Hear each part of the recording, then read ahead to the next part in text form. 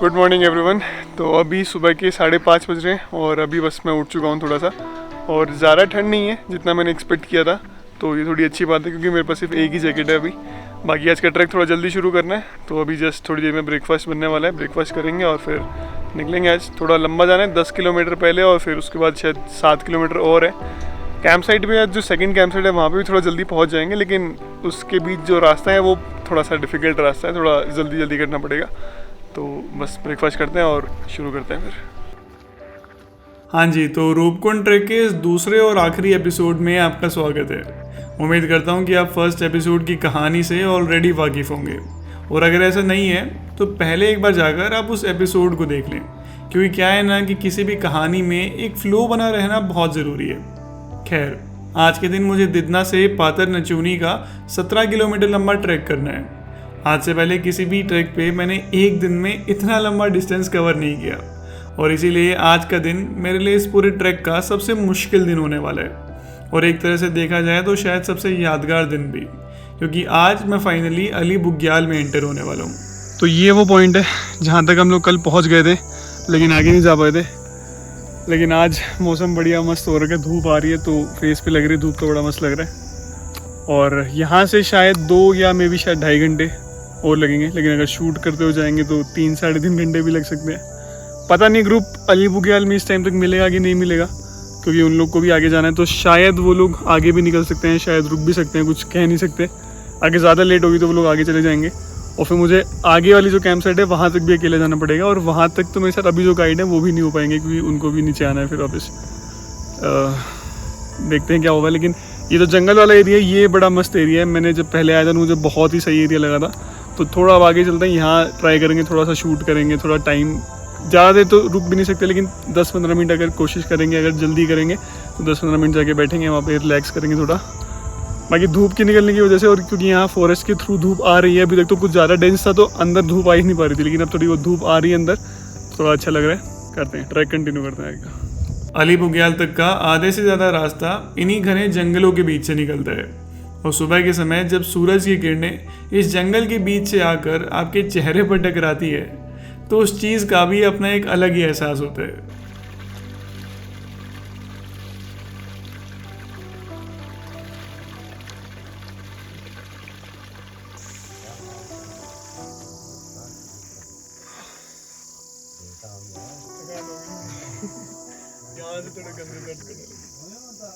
तो अभी हम लोगों ने आधे से ज़्यादा रास्ता कवर कर लिया है, और यहाँ पे अभी एक ढाबा है, यहाँ पे हम लोग रुके हैं, पर चाय मैगी वगैरह ऑर्डर करी है।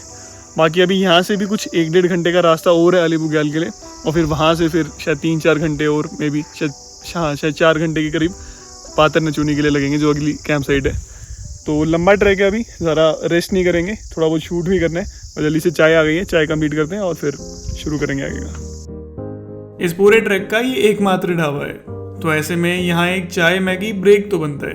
अपने आगे की सफ़र की बात करें तो अली बुग्याल तक पहुँचने के लिए अभी भी कुछ 4 किलोमीटर का ट्रैक बाकी है, लेकिन इस पॉइंट के बाद हर कदम के साथ मैं इस बुग्याल को अपने और करीब महसूस कर पा रहा था, जैसे किसी लंबे इंतज़ार की घड़ी अब मानो ख़त्म होने ही वाली थी, और ये राहगीर पूरी तरह से तैयार हैं उस घड़ी का दीदार करने के लिए।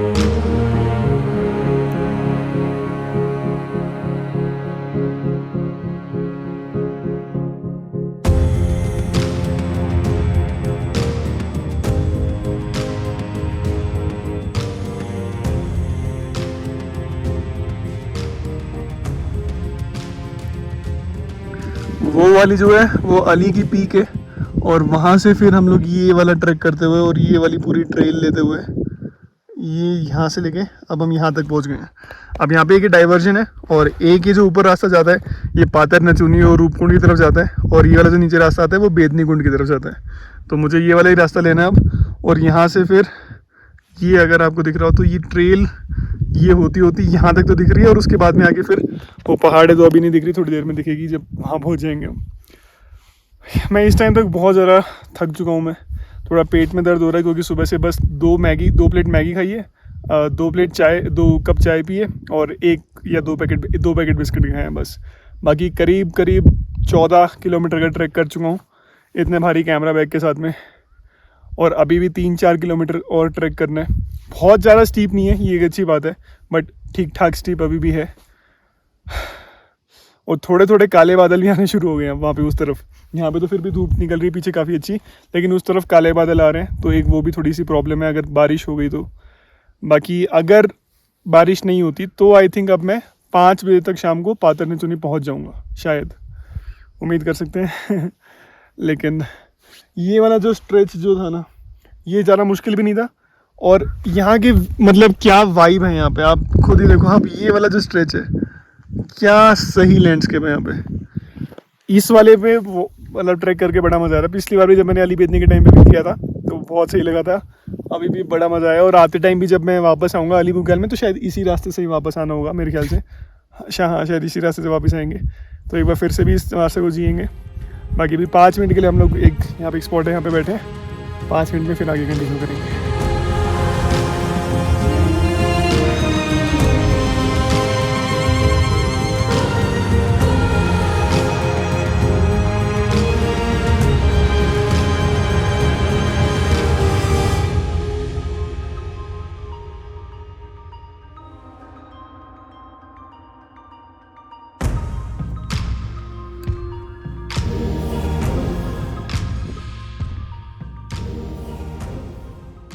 तो अभी इस पॉइंट से मुझे ये ट्रेल करके और इसके जो पीछे वाला जो आपको पहाड़ दिख रहा है यहाँ कहीं है, और इससे आगे और जाना है। लेकिन अब जो हीरा भाई जो हमारे साथ में इनको अब नीचे जाना पड़ेगा क्योंकि इनको पूरा दिदना तक जाना है। भाई थैंक यू सो मच, आप नहीं होते ना कोई चांस ही नहीं था। मैं यहाँ तक तो मैं अली बुग्याल भी नहीं पहुँच पाता फिर भी। हाँ भाई लेकिन बहुत बहुत मदद करी आपने। और भाई ये पहाड़ी लोग मतलब अब यहाँ तक आने के बाद में अभी दिदना भी पहुँच जाएंगे। देख लो अब इनकी भाई क्रेजी लेवल की फिटनेस है इन लोगों की, और क्या मतलब पहाड़ों के क्या ही लोग हैं ये लोग। तो भाई थैंक यू अगेन, वेलकम। अब मेरे को यहाँ से आगे जाना है। कुछ कितना टाइम लगना बता रहे हो आप? अभी लग जाएगा आपका 1-1.5 घंटा लगेगा। 1-1.5 घंटा और लगेगा। मेरे को भी 1-1.5 घंटा और लगना है यहाँ से पातर नचुनी के लिए। लेकिन ठीक है अभी मतलब रास्ता भी जितना देखा एक ही ट्रेल है तो आई थिंक दिक्कत नहीं होगी। अब पहुँच जाऊँगा। भैया भी कह रहे हैं कि वहीं पे आके छोड़ेंगे आपको जहाँ पे आपको कॉन्फिडेंस होगी, ठीक है नहीं दिक्कत होगी कुछ, तो ठीक है ये बात भी ठीक है। इनको भी नीचे निकलना ही पड़ेगा। तो चलो अब आगे का रास्ता अकेले करते हैं। भाई को बोलते हैं गुड बाय। चलो गुड बाय।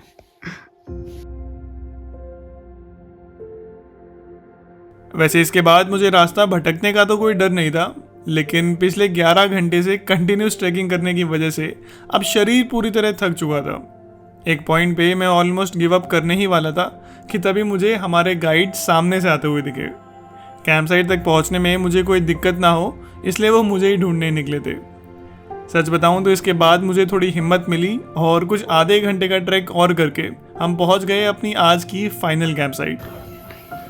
भाई साहब बहुत बुरे हाल होगी। 17 किलोमीटर से ज़्यादा का ट्रैक एक दिन में, 12 घंटे कंटिन्यूस ट्रैकिंग। आप जाके पहुंचे आज की कैंप साइट। पकौड़ी दे रहा है। हाँ सब दे रहा है। इसको दे दो। इसको कुछ क्या खाने के लिए दे दो यार। मैगी बनाएंगे कुछ देर बाद। इतना लंबा रास्ता तय करने के बाद अब कुछ शूट करने की एनर्जी नहीं है, तो अभी तो थोड़ा रेस्ट करते हैं और कल सुबह सनराइज के साथ मिलते हैं।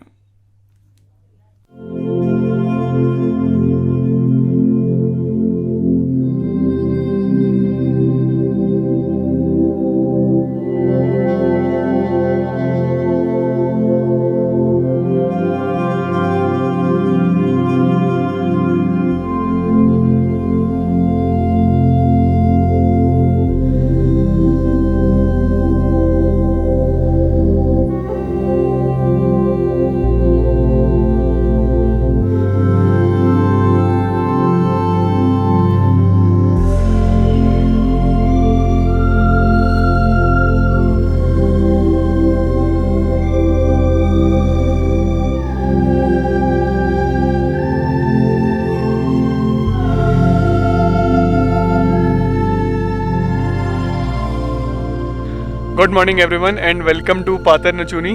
तो कल शाम को जब मैं यहाँ पहुँचा था तो थोड़ा अंधेरा हो चुका था ऑलमोस्ट, तो मैं कुछ व्यू नहीं देख पाया, बस आके मैं अपनी टेंट में सो गया था। बट आज सुबह जब हम लोग उठे and we saw this beautiful view of the huge Himalayan peaks in the background, और मेरे पीछे वो वाली जो पीक है वो शायद हाथी पर्वत है, और भी यहाँ पे काफ़ी सारी पीक्स हैं, मुझे सबके नाम नहीं पता। और आज हम लोग को जाना है भगवा वासा। तो भगवा वासा जो है वो रूपकुंड ट्रैक का जो समिट करना है हमें, उससे पहले की लास्ट कैंप साइट है, वहाँ से फिर हम अगले दिन समिट के लिए पुश करेंगे।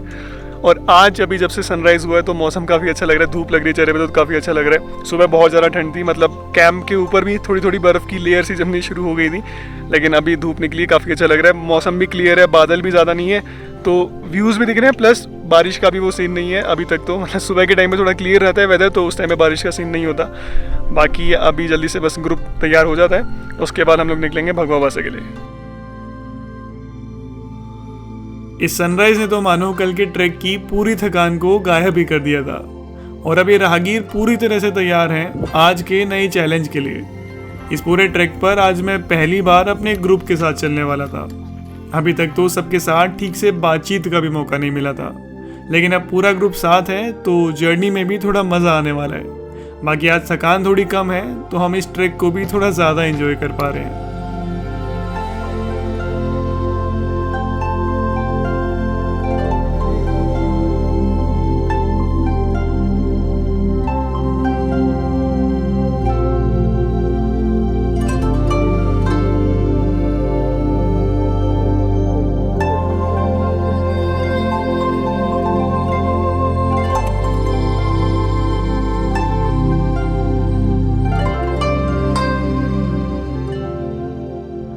तो अभी हम लोग इस वाले पहाड़ के नीचे से कहीं से आए हैं, और अब हमें ये वाला ट्रैक करके वो जो पीक है ये वाली, यहाँ पहुँचना है। लेकिन ऑनेस्टली मुझे अभी तक इतना ज़्यादा मुश्किल लगा नहीं, यहाँ से दिखने में बहुत ऊपर लग रही है। शायद ये वाला रिच थोड़ा सा स्टीप होने वाला है, बट बाकी ज़्यादा मुझे बहुत मुश्किल नहीं लगा। मे बी शायद मैं 2 दिन से काफ़ी लंबा ट्रैक कर चुका हूँ इसलिए, या फिर मे बी आज हम लोग थोड़ा आराम से चल रहे हैं, ज़्यादा तेज़ नहीं चल रहे शायद इसलिए।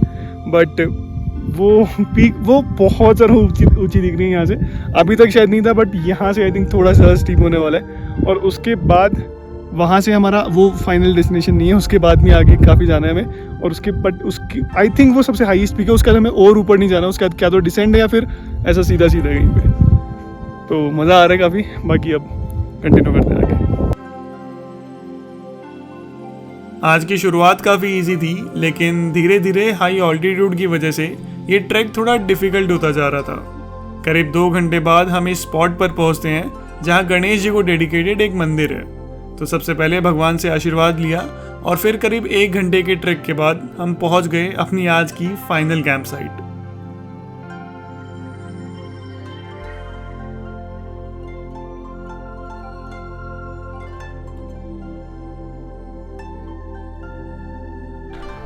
जब हम लोग इस कैंप साइट पर आए थे तो पूरी तरह से क्लाउड कवर था, कुछ भी नहीं दिख रहा था, और हम लोग भी इतना ज़्यादा एग्जॉस्टेड थे कि हम लोग कुछ दिख रहा भी होता तो भी हम लोग ना उसको शूट कर पाते, ना ज़्यादा देर बैठ के देख पाते।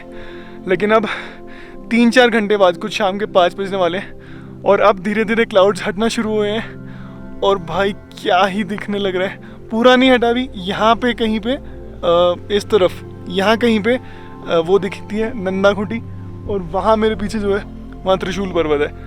थोड़ा बहुत दिखने शुरू हो चुका है, पूरा नहीं दिख रहा, लेकिन जितना दिख रहा अभी इतना सुंदर लग रहा है ना।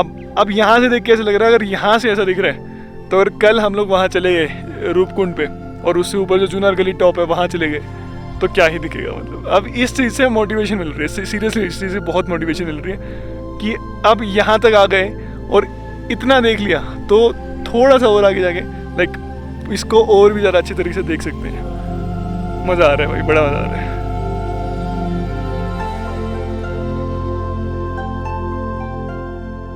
सच में अगर समिट से सिर्फ 1 दिन पहले आपको कुछ ऐसे नज़ारे देखने को मिल जाएं, तो उस मंजिल तक पहुंचने की बेकरारी थोड़ी और बढ़ जाती है। आज कैंप साइट पे सबके चेहरों पर मुझे एक अलग ही एक्साइटमेंट नज़र आ रही है। दिल और दिमाग अब पूरी तरह से शांत हो चुके थे। इस जगह पर शाम का रंग कुछ अलग ही था, और ऐसे में हमारे लिए सबसे मुश्किल काम था इन पहाड़ों से अपनी नज़रें हटाना।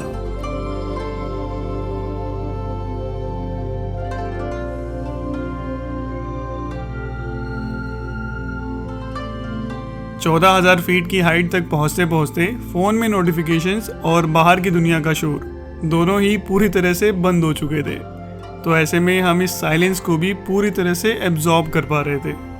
आज की पूरी शाम इन पहाड़ों के नीचे बिताने के बाद आज डिनर करके हमें थोड़ा जल्दी सोना है, क्योंकि अब कल की जर्नी सुबह 3 बजे शुरू होने वाली है।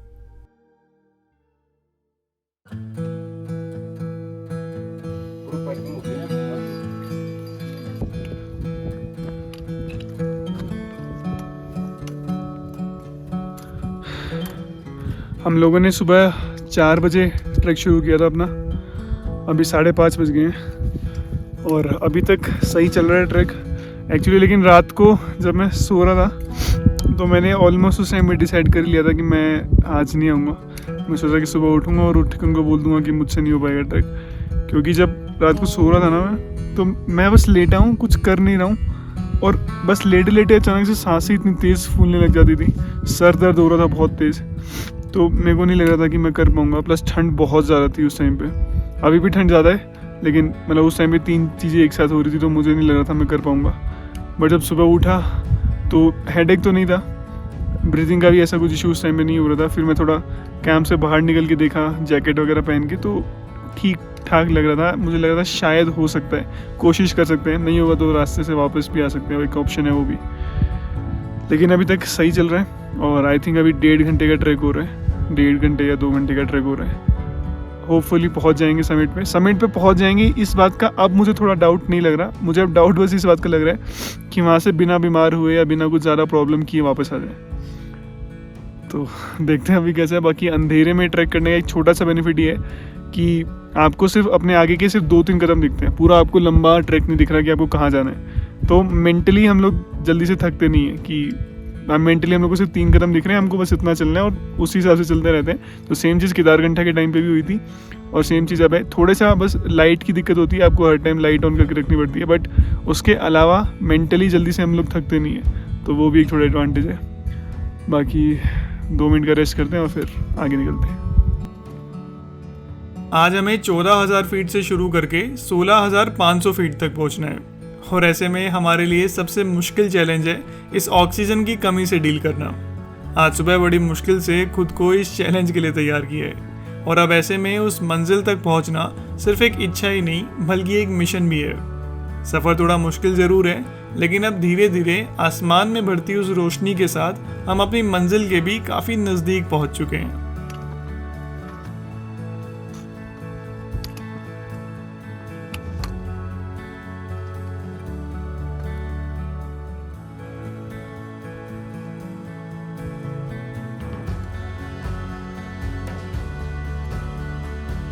सुबह 3 बजे उठकर 4 बजे अपना ट्रैक शुरू कर और 3.5 घंटे की इतनी मुश्किल हाइक करने के बाद में finally we have reached Roopkund lake. भाई मैंने इससे ज़्यादा डिफ़िकल्ट चीज़ अपनी लाइफ में कभी कुछ एक्सपीरियंस नहीं करी है सच में, मतलब पूरी तरह से तोड़ के रख दिया इस ट्रैक ने। लेकिन अब यहाँ पहुँचे, पीछे यहाँ भोलेनाथ का मंदिर है, यहाँ पे दर्शन किए अभी और अब फाइनली आकर थोड़ी देर सुकून से बैठेंगे। थक गए भाई, बहुत बहुत गंदे, लेकिन अब फाइनली बैठ के थोड़ी देर नज़ारे एंजॉय करेंगे। रूपकुंड लेक उत्तराखंड के लोगों के लिए एक बहुत ही पवित्र जगह है। कहते हैं कि एक समय पे पार्वती माता ने इसी कुंड में डुबकी लगाई थी, लेकिन आज के टाइम पे ये जगह एक हॉरर स्टोरी की वजह से फेमस है। कुछ साल पहले यहाँ काफ़ी सारे लोग रूपकुंड यात्रा के लिए आए थे, लेकिन अचानक ख़राब हुए मौसम की वजह से यहाँ एक बहुत बड़ा एवलांच आया और उन सभी लोगों की बर्फ़ के नीचे दबकर बहुत ही दर्दनाक तरीके से मौत हो गई।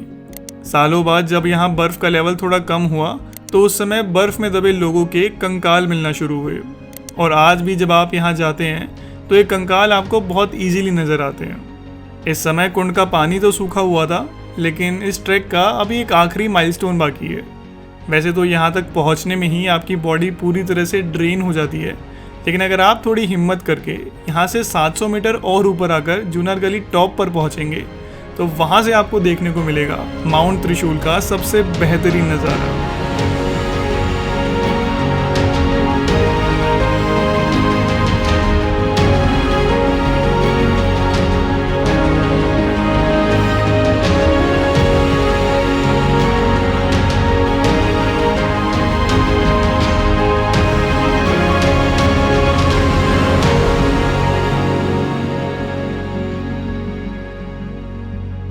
ये ट्रैक अभी तक की मेरी लाइफ का सबसे डिफ़िकल्ट ट्रैक था, लेकिन जब मुझे पता चला कि इस चैप्टर का क्लोजिंग नोट मुझे इस नज़ारे के साथ लिखना है, तो अभी तक की सारी डिफ़िकल्टीज़ और चैलेंजेस मुझे वर्थ इट फील होने लगे।